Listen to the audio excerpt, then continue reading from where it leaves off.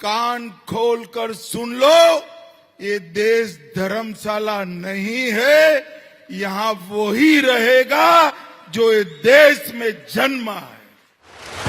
মালদার সুখদেবপুর সীমান্তে যেদিন অনুপ্রবেশের চেষ্টা বানচাল করল বিএসএফ এবং গ্রামবাসীরা, যেদিন পেট্রাপোল থানার নবনির্মিত ভবন রাজ্য পুলিশের হাতে তুলে দিল land port authority of India, সেদিনই মহারাষ্ট্রের কোলাপুরের জনসভা থেকে অনুপ্রবেশ ইস্যুতে হুঙ্কার দিলেন অমিত শাহ।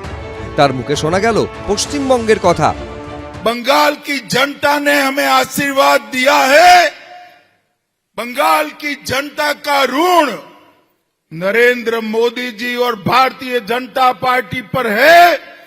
मैं विश्वास दिलाकर जाता हूं, न केवल बंगाल की सीमाओं से घुसपैठ बंद हो जाएगी, देश भर से एक एक घुसपैठिए को हम चुन चुन कर देश के बाहर निकालेंगे। নতুন সরকারের শপথ গ্রহণের 12 দিনের মাথায় কেটেছে 15 বছরের জটিলতা। অসুরক্ষিত সীমান্তে কাঁটাতার দেওয়ার জন্য জমি হস্তান্তরের কাজ শুরু করেছে রাজ্যের বিজেপি সরকার। এদিন তারকেশ্বরের সভা থেকে সেই প্রসঙ্গ তুলে আগের তৃণমূল সরকারকে কটাক্ষ করলেন নরেন্দ্র মোদী। पहले कांग्रेस, फिर लेफ्ट, फिर टीएमसी, दशकों तक पश्चिम बंगाल को सहेजने और संवारने की जगह इसे अवैध घुसपैठियों का अड्डा बनने दिया गया। आपने देखा होगा सीमा पर फेंसिंग के लिए पिछली सरकारों ने जमीन ट्रांसफर का जो काम दशकों से रोक रखा था, नई सरकार बनते ही वो काम भी पूरा करने का काम शुरू हुआ है। ওটা জিনিসটা তো হচ্ছে পুরোদস্তুর কেন্দ্রীয় সরকার এবং বিএসএফ এর দায়িত্ব। যখন বলেছিল 15 কিলোমিটার নয় 50 কিলোমিটার চাই, আমরা তো 50 কিলোমিটার দিয়ে দিয়েছিলাম। আইন জোর করে করে রাজ্য সরকারের এখতিয়ার থেকে বের করে নিয়ে 50 কিলোমিটার তাদেরও হবে, তাদের নজরদারিতে হবে। তো এখন সেই দায়টা রাজ্য সরকারের ঘাড়ে চাপাচ্ছেন। তৃণমূল সরকারের আমলে তৈরি হয়েছিল পেট্রাপোল থানার নবনির্মিত ভবন। 2023-এর 9 মে এই ভবনের উদ্বোধন করেছিলেন কেন্দ্রীয় স্বরাষ্ট্রমন্ত্রী অমিত শাহ। কিন্তু তৃণমূল সরকার নতুন ভবনে পেট্রাপোল থানা স্থানান্তরিত করেনি। রাজ্যে এখন বিজেপির সরকার। এই অবস্থায় শনিবার সরকারিভাবে পেট্রাপোল থানার নবনির্মিত ভবন রাজ্য পুলিশের হাতে তুলে দিল land port authority of India. রাজ্যে পালাবদল হয়েছে, আর পালাবদল হতেই এই নতুন পেট্রাপোল থানা স্থানান্তরিত হল এবং আজকে সরকারিভাবে এই থানা হস্তান্তর করলো এলপিআই কর্তৃপক্ষ রাজ্য পুলিশের হাতে।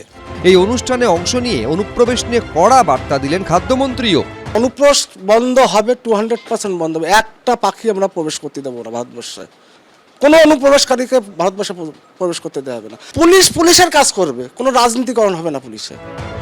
অনুপ্রবেশ ইস্যুতে কেন্দ্রীয় স্বরাষ্ট্রমন্ত্রী এবং রাজ্যের খাদ্যমন্ত্রীর কড়া বার্তার দিনই মালদার সুখদেবপুর সীমান্তে বাংলাদেশ থেকে অনুপ্রবেশের চেষ্টা বানচাল করল বিএসএফ এবং স্থানীয় গ্রামবাসীরা। এই এলাকায় 1200 মিটার এলাকায় সীমান্তে কোনো কাঁটাতার নেই। এই অংশ দিয়েই 18 থেকে 20 জন অনুপ্রবেশকারীর একটি দল এপারে আসার চেষ্টা করে, কিন্তু বিএসএফ এবং গ্রামবাসীরা রুখে দাঁড়ালে পিছু হটে অনুপ্রবেশকারীরা। বৈষ্ণবনগর থানার ভারত বাংলাদেশ সীমান্ত সুখদেবপুর এলাকা, এই এলাকায় প্রায় 1200 মিটার এলাকায় কাঁটাতার নেই। আবার এই কাঁটাতারহীন সীমান্ত দিয়ে অনুপ্রবেশের চেষ্টা, সেখানে রুখে দাঁড়ায় বিএসএফ। বাংলাদেশের লোক আসছিল, সব কারবার নাই এখানে করেছিল। এখানে তার কাঁটাতার লাগানো দরকার আছে, তার কাঁটাতার লাগানো দরকার আছে। কিছু বাংলাদেশি অনুপ্রবেশকারী আমাদের দেশে ঢোকার চেষ্টা করেছিল, তো বিএসএফ বাধা দিয়েছে এবং সরকারের কাছে আমরা চাই যে এখানে কাঁটাতারের বেড়া হোক। 1200 মিটার নেই কাঁটাতার। এই পরিস্থিতিতে সীমান্তে প্রহরা দ্বিগুণ করেছে বিএসএফ, গ্রামে টহল দিচ্ছে পুলিশ। সমীরণ পাল, সোমক লাহিড়ী, এবিপি আনন্দ। এবিপি আনন্দ, এগিয়ে থাকে, এগিয়ে রাখে।